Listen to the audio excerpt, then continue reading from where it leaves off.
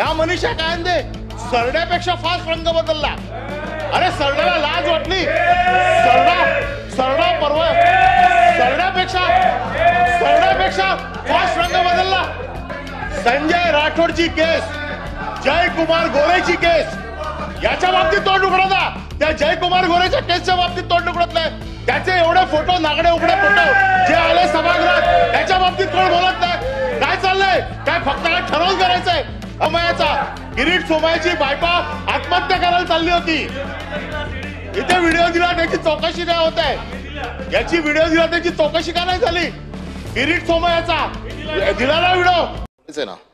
सभापती महोदय, सभागृहाचे विरोधी पक्ष नेते अंबादास दानवे यांनी सभागृहाच्या कामकाजाबद्दल इथे जे काय नमूद केलं त्याच्याशी आम्ही देखील सगळे सहमत आहोत. महत्वाचा विषय असा आहे की आपण सभापती आहात. ज्या दिवशी आपण सभापती होता त्या दिवशी कुठल्याही राजकीय पक्षाचे आपण राहत नाही, आपण पूर्ण सभागृहाचे असता. परंतु एकंदर आम्हाला असं वाटायला लागलंय, खरं म्हणजे आमची भावना अशी होऊ नये. आम्ही सभापतींकडे बघताना न्यायाधीश म्हणून बघतो, कारण हे घटनापीठ आहे. ही काय अशी गावच्या चौकावरची खुर्ची नाही आहे की याच्यावरती काही बसलं आणि काही केलं तर चालतं. या सभागृहात जे काही निर्णय होतात याची दखल देश पातळीवरती घेतली जाते. या सभागृहात जे रुलिंग दिले जातात याची देखील दखल देश पातळीवरती घेतली जाते.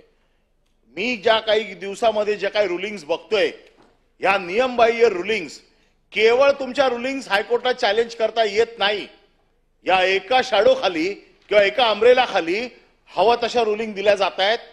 घटनेची पायमल्ली होते, घटना तोडली मोडली जाते. कारण मी काल देखील सगळ्या वरिष्ठ वकिलांना जे घटनेचे तज्ञ आहेत या तज्ञ वकिलांशी बोलून मी माझं मत मांडतोय.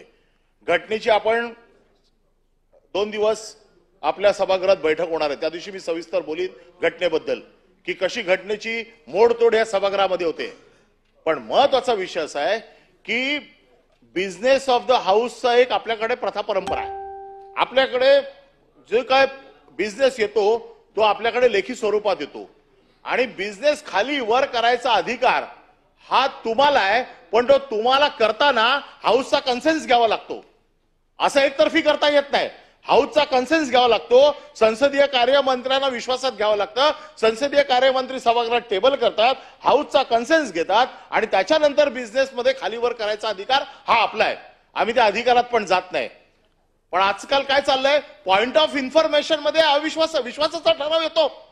रिमूव्हलच्या प्रस्तावाला आम्हाला 14 दिवसाची नोटीस, त्याच्यानंतर 7 दिवस, आणि त्यांच्या प्रस्तावाला पॉइंट ऑफ प्रोसिजर किंवा पॉइंट ऑफ इन्फॉर्मेशन जी आहे, इन्फॉर्मेशन कुठली द्यावी लागते जे जगाला माहित नाहीये, बाहेर कोणाला माहित नाहीये, परंतु मला कळलंय आणि मला सभागृह चालू असताना पहिलं सभागृहात येऊन सांगायचंय, म्हणून मला पॉइंट ऑफ इन्फॉर्मेशनच्या माध्यमातून द्यावी लागते माहिती. आदित्य ठाकरेंची केस ही कोर्टात किती दिवस चालू आहे? ही गेले 5 वर्ष चालू आहे. याच्यामध्ये सीबीआयची चौकशी झाली, याच्यामध्ये सीआयडीची चौकशी झाली, परत ह्याची एसआयटी चौकशी झाली. एसआयटीच्या चौकशीचा रिपोर्ट टेबल कुठे गेला? का नाही टेबल केला 1.5 वर्ष? ज्या एसआयटीचे अधिकारी आहेत त्यांच्यावरती कारवाई करा की त्यांनी 1.5 वर्षामध्ये टेबल केला नाही रिपोर्ट म्हणून.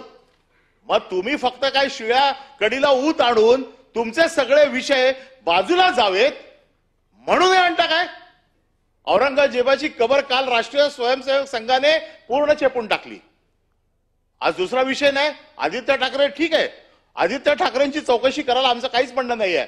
या सभागृहात मंत्री उत्तर देताना काय देतात की मॅटर सबज्युडाइज आहे, कोर्टाच्या समोर आहे, न्याय प्रविष्ट आहे. हे प्रकरण तुम्हाला माहित नाही. एका सामाजिक कार्यकर्त्याने आता पण कोर्टामध्ये त्याची हिअरिंग चालू आहे. 17 फेब्रुवारीला त्याची हिअरिंग फायनल होणार होती. त्या दिवशी मुख्य न्यायमूर्ती इथे नव्हते म्हणून त्याला पुढची डेट दिली. कालचं जे पिटिशन झालंय या पिटिशन मध्ये त्या पिटिशनला आमचं पिटिशन टॅग करावं असं पिटिशन आहे. कॉपी पेस्ट पिटिशन आहे. हे कोण करते? आम्हाला न कळलं एवढे आम्ही मूर्ख आहोत का? हे काय चाललंय आम्हाला कळत नाही का? आणि कोर्टात देईल ना काय निर्णय द्यायचा आहे ते कोर्टाचा अधिकार आहे. मॅटर सबज्युडाइज असताना तुम्ही कसं ठरवणार? आणि पॉइंट ऑफ इन्फॉर्मेशन मध्ये येते का? तुम्हाला माहित नाही? तुम्ही पेपर वाचत नाही? आम्ही सभासद काय पेपर वाचत नाही? आम्हाला काय माहित नाही?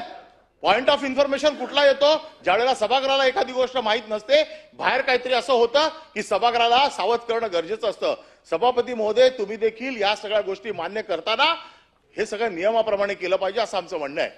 आणि म्हणून आदित्य ठाकरेंच्या वरती आज ज्यांनी प्रस्ताव आणलाय त्यांचं एकच ट्विट मी वाचून दाखवतो. त्यावेळेचं ट्विट त्यांचं काय? डॉक्टर मनीषा कायंदे त्यांनी ट्विट केले. त्यावेळेला सीबीआयचा रिपोर्ट आला. सीबीआयने ज्यावेळेला क्लीन चिट दिली त्यावेळेला सत्य परेशान हो सकता है, पराजित नाही, याची प्रचिती देशवासियांना आलेली आहे.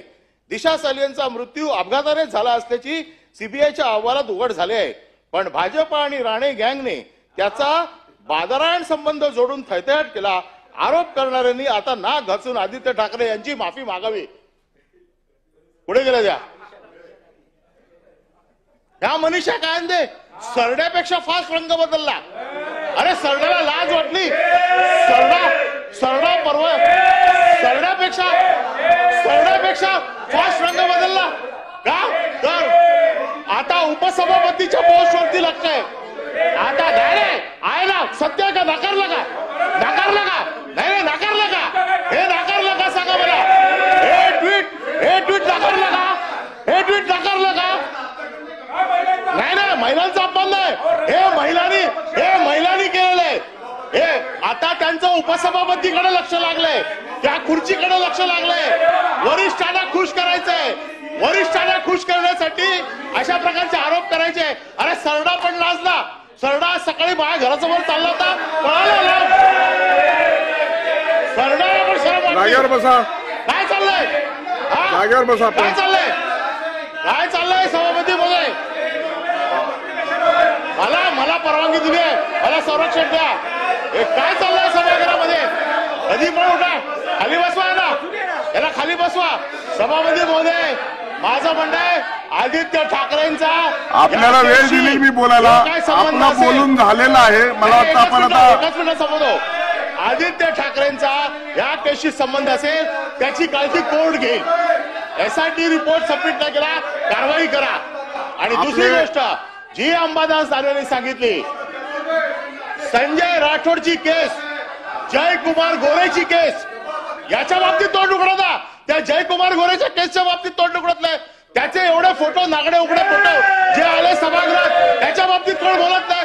काय चाललंय? काय फक्त काय ठरवून करायचंय? जयकुमार गोरेचा राजीनामा घ्याला, त्याच्या राजीनाम्याची मागणी करा.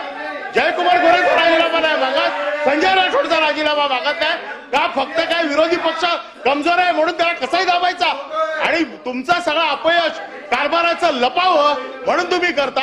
आता काय त्यांचा त्यांनी बोला ना, किरीट सोमय्याची बायको आत्महत्या करायला चालली होती.